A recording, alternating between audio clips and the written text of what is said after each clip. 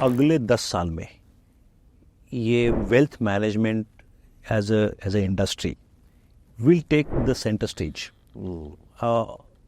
इसलिए बोल रहा हूँ कि पहले ज़माने में wealth was getting concentrated in few hands disproportionately at the top of the pyramid.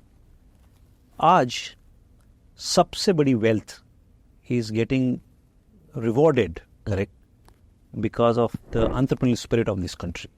So first generation of wealth creation is, I think we are seeing disproportionately is, जब मैं इंजीनियर बना तभी मुझे कभी नहीं लगा था कि मैं कोई VC फंड चालू करूँ। सीधा एक जॉब करना, इंडस्ट्री में जाना, यही मेरी छलांग थी सबकी उस वक्त।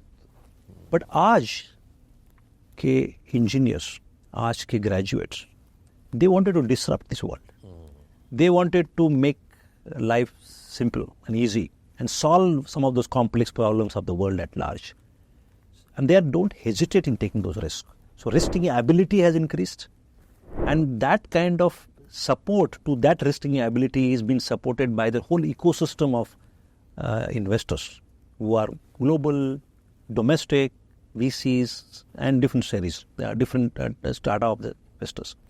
So that is one part of the wealth which is significantly large, which is actually gushing in.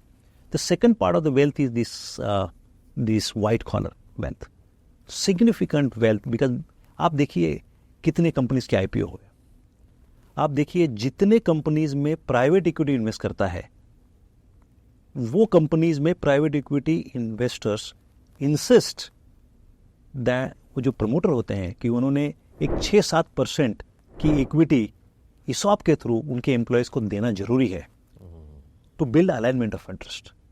तो आप अगर इतने लार्ज इतने लार्ज तौर पे जितनी वेल्थ आ रही है उतना इन्वेस्टमेंट बढ़ रहा है, and every deal you are creating the long term benefit plan for those employees.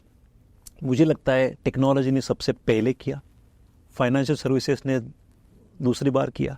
आज ऐसा एक भी क्षेत्र नहीं है कि जहां ESOPs नहीं है। आप देखिए, आप मीडिया इंडस्ट्री में ESOPs है, आप फार्मास्यूटिकल में ESOPs है, ऑटोमोबाइल इंडस्ट्री में ESOPs है, इंफ्रास्ट्रक्चर इंडस्ट्री में ESOPs है, रियल एस्टेट में ESOPs है, हर स्टार्टअप में ESOPs है। सो मुझे लगता है कि ESOP की जो वेल्थ है, long term wealth, ESOP planning की जो वेल्थ है, वो मुझे लगता है कि large amount of wealth creation opportunity for people is going to be rewarding.